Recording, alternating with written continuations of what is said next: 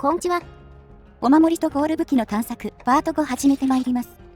さて、前々回から始めた村ディアでのお守り掘り、今回新たな装備で周回していきますよ。コメントで色々教えてもらったんだよね。詳しい人たくさんいてマジで助かる。よし、とりあえず組めた。これでいいのかわからんけど。武器は発掘の麻痺双剣です。しびれ罠プラス双剣での手法が有名だそうで。我々、それなりにリアタイでやってたんですけど、全く知りませんでしたね。ひたすらマルチやってたからね。線が違うと全然交わらんもんだな。さあ、まずは景気づけだ。預けてた錬金を見ていこう。収録外でもちょこちょこ錬金するようになりました。この企画のおかげですね。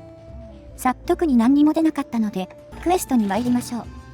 前回までは破壊王付きの体験だったが、破壊王は不要だとコメントくれた方がいてね。スキルが軽くなってサイマスまでつけられた。全く頭が上がらんぜ。体験装備だと採取1止まりでしたからね。肝心の採掘効率を落とさずに済みます。火力スキルほど効果は実感しづらいですが、やっぱり回数少ないなと思ったりします。心理的な部分も大きいけどね。いずれにせよ、これで周回できれば大きいぞ。というわけでいよいよディア戦だ。罠スタートでいいんだよな。この先方森勇に注意です。あそこには罠を設置できないので。発見地を狙ってしびれ罠を置きます。突き出す足にぶつからないように。あとはひたすら腹を狙って乱舞していく。位置は罠を置いた場所で良さそうだ。おお、これで壊せんのマジか。罠ターンだけでいけたぞ。麻痺双剣が推奨されるってことは、本来は麻痺時間までフルに使う戦法なんでしょうね。この発掘、田代とはいえ最高倍率なので、火力は十分すぎるほど足りてるようです。発掘双剣は会心ボーナスがあるのもでかそう。強化は必要だけど火力が安定するね。2回やって、タイムは2分21秒と2分37秒だった。タイムこそ体験とあまり変わらないが。一番の違いは再現率の高さでしょうね。体験だと破壊に手間取ることも多く。この戦法はしびれ罠さえ決まればほぼ勝ち確。有名になるだけあるなぁと感じてます。最初に背中破壊と聞いて真っ先に体験が浮かんだが、自分の発想力なんてマジで当てにならんな。体験じゃないと届かないとか考えてましたね。罠であれば腹も下がってくると。あえて欠点を出すなら毎度アイテムの補充が必要なこと。ですが、まあ些細なことですね。つうか、これってメリットでもあるんだよな。いつの間にかピッケルが尽きてる問題がなくなる。これ地味に厄介だったんだよね。笛に出たらピッケル1本しかない、みたいな。再現性の点ではこれも大事ですね。毎度寄れば逆に考えることが減ります。おお、これも壊せるんですね。流砂に捕まってもある程度大丈夫か。だが、流砂ギリギリに罠を張るのはいまいちかな。乱舞であろうと容赦なくずり落ちる。ディアの初期位置によって初動を変える必要があるね。大抵は簡単にいくけど。注意点は流砂と先行ですね。特に後者は罠を破壊してくるので。まあ、麻痺双剣ならそれも取り返せそうだけどね。麻痺らせれば結局同じ体勢に固定できるし。この辺はなしがあればもっと安定しそう。神オマが必要にはなるが。最終回りのお守りすら不足している現状。ずっと言ってますが、これも早く脱却したいところ。しかし、それを抜きにしても作業は非常に順調です。明らかに体験から効率上がりました。体験もグナルと3分超えちゃってたからね。それでもガブラスツアーより早かったけど。双剣に切り替えて最速2分8秒が出ていた。マジで縮んだな。ガブラスの時は3分半くらいかかってましたから、最大4割近く短縮になってますかね。動画の撮影時間はいつも通りだったんですが、明らかに鑑定できる回数が増えました。ディア戦のストレスもかなり減ったよな。体験だと追いかけっこがよく発生していたが。双剣はしびれ罠さえ決まればほぼクリア確定。だいぶ楽になったぞ。ディア君のサイズで多少壊しやすさは変わりますが、それも麻痺がカバーしてくれてましたね。さて、そんなわけでそろそろ鑑定も終了です。最後、錬金の結果はどうか。肝心の成果の方は残念ながらなかった。今回は手を止めるまでもない感じだ。でも収穫としては大きいぞ。クエ周回の効率化は今後ずっと役立つからな。言うてまだパート5ですしね。引き続きやり方はブラッシュアップするとしましょう。よし、じゃあ次は自爆マラソンで武器を掘るぞ。おなじみケロロ装備さ。これ、作業が地味できつい部分はあるんですが、発掘武器の鑑定をお見せしやすい面はいいですね。狙うのはジークムントが掘れるバサーラークエです。やっぱりこれかなと。戦闘せずソロ効率だけ求める作業だからね。見た目がいいクエやらないと意味がない。他に宝一青さんのクエがなくてな。この辺も探索で見つけないとね。これだけでもハードル高いですよね。結局136まで育てないといけないし。マラソンだけ見据えて育てるにはちょっと厳しいです。戦闘面も充実するクエが必要に。また探索企画を動画化しようかな。撮影と思えばそれだけでモチベ湧くしね。さ、では自爆していこう。何気に武器が2個掘れてた。とはいえ、これは初回ではなく3回目です。これでも多分上振れてる方。お供たちがけなげに回復してるのが哀愁漂います。もう遅いのに。お玉の回復動作って何気に優秀だよな。お守り掘りでも削られるとすぐ笛吹いてくれる。お、レア銃あるやん。タッチだけど。1本目、どうでしょう。まあ切れ味だけって感じですね。マラソンだとポイントにすらなりません。隣にあった麻痺のレア級のがまだ使えそう。麻痺たちは強いのあるからもういらんけど。さてと、じゃあガンガン鑑定していくとしようか。幸い、今回の作業では武器の出が良かった。鑑定対象が出てくれるのがまずありがたい。何もないと動画にもできませんし。あとは妥協品でも出れば嬉しいのですが、絵を持たせるのがしんどいですね。まあ、ソロだと妥協品ってもはや10ゴールだけどな。マルチなら役割持てる武器もあるんだが。特に手数武器の麻痺睡眠あたりは、ソロだといまいち強みを発揮しづらい。もちろん睡眠ゴールならどれも強いですけど、倍率が欠けてると採用は難しいですね。体験は体験で、物理さえあればなんとかなりますが、その物理のハードルがかなり高いです。1728スムラと同賞詰まり1680が2トップだね。1584スムラも他が完璧なら採用できる。逆に言えば、これ以外は睡眠だろうが採用意味はない。ブラミラとログレギで良くなっちゃうね。あの2本って本当に優秀ですからね。発掘で完全に超えるのは思った以上に難しいです。発掘なら見た目で担ぐこともできますがね。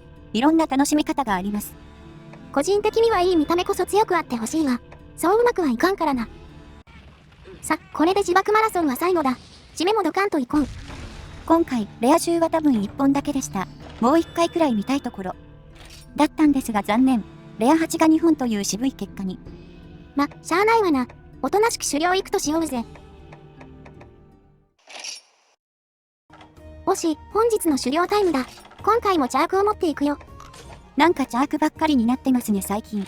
次回あたり別武器でいけるクエにしたいところ。さあ、組み終わりましたね。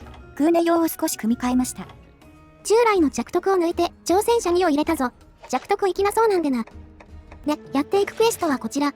ザザミア・シュラーの片手双剣だ。これ動画で使うの多分初めてですよね。構成は川掛砂です。サザミくんは何と言ってもギルドナイトセーバーが惚れます。双剣使いは通った人も多いのでは。ガニはマルチでボコせば簡単に倒せるしね。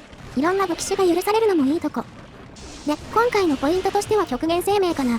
ソロ化にやるならこれは欲しい。これ、ソロ TA でも多くの武器種で採用されてます。実際、やってても必要だと感じますね。とはいえ、今の被弾はただ下手なだけ。こういうのの対策ではありません。いい狩りなら生命で回収できるから、まあギリ許容範囲かな。基本の立ち回りは、他と同じく超出重視だ。大技にカウンターを入れていこう。対カニで重要なのはこういう小技の処理ですね。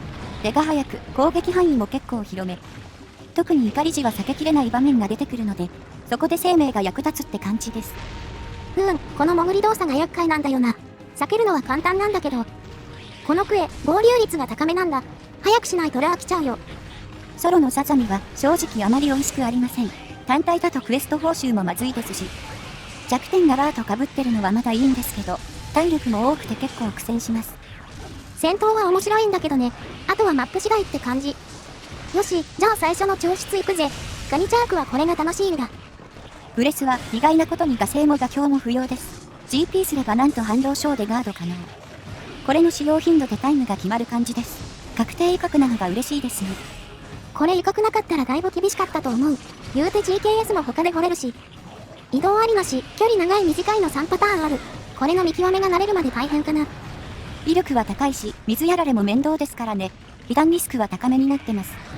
この後ろ向きの突進も地味に面倒。なんかめっちゃ遠く行くんですよね。これと両爪で挟み込む攻撃がロス要素かな。ろくな反撃できないんだよね。そうそう、それ。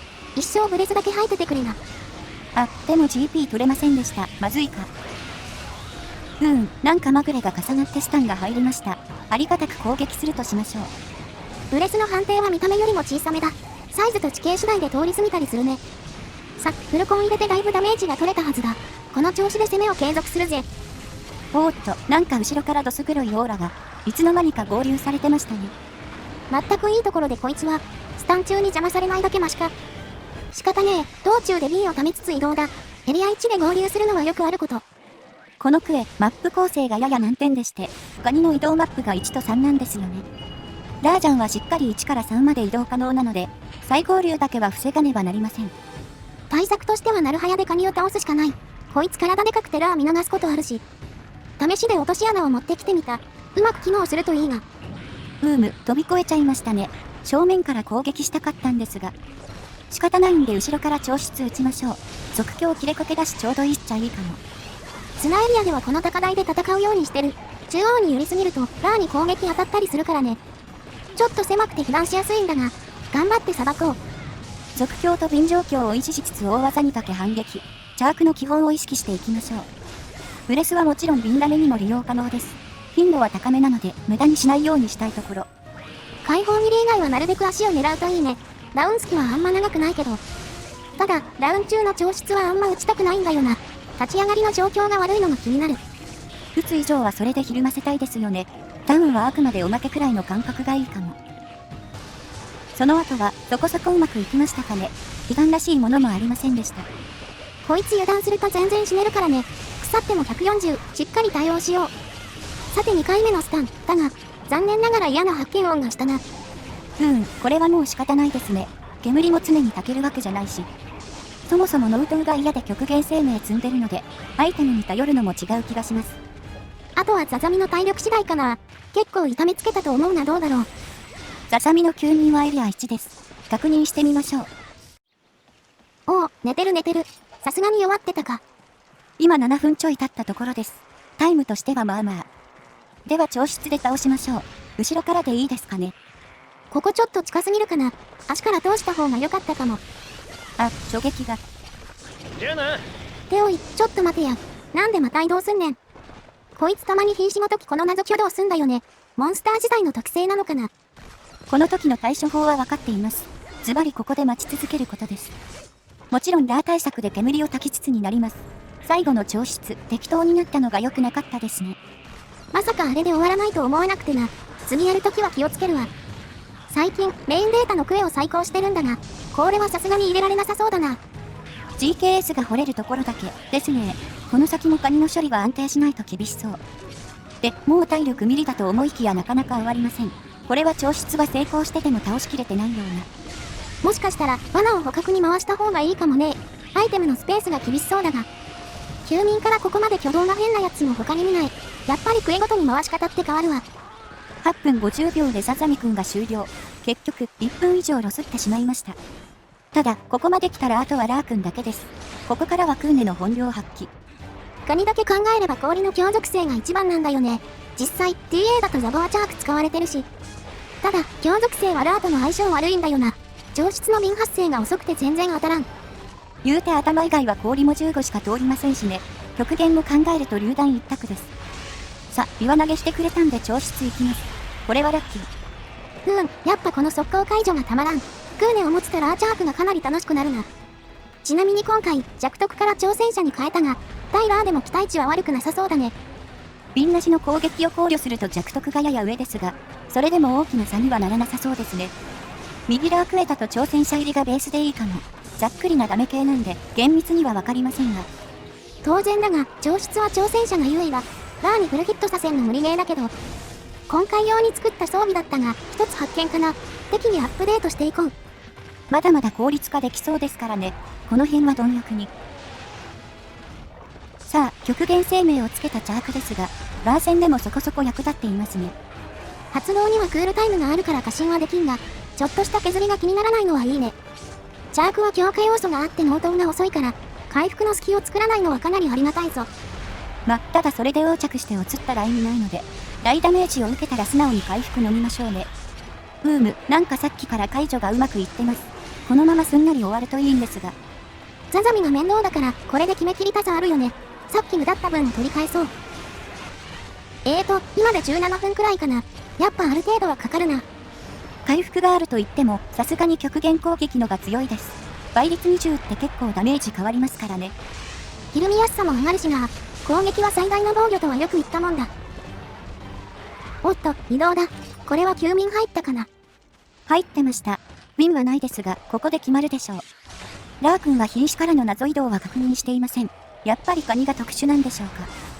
他のモンスもああいうのあったっけ？あったようななかったような。そろそろ倒れてくれ。ギルドナイトセーバーが待ってるんだ。17分台で無事狩猟完了しました。まあまあ、こんなもんでしょう。ではお宝を掘っていきます。場所は1ですが、青2個しかありません。3つあればマラソン用に使えたが、まあ仕方ないな。武器が出りゃ何でも OK。見た目がいいと鑑定がはかどるぜ。では見ていきましょう。まずはレア銃武器が。ないんだ、それが。5本も出たのにな。レア級が1本は渋すぎるぜ。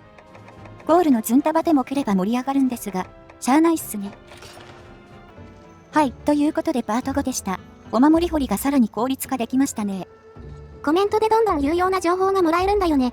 毎度かなり助かってるよ。双剣やディアクエ以外でも色々試そうと思ってる。まだまだお守り掘りは終わらないぜ。ギルクエもレパートリーを増やしたいですね。いい見た目のクエ、頑張って厳選しましょう。ほいじゃ、次の動画で。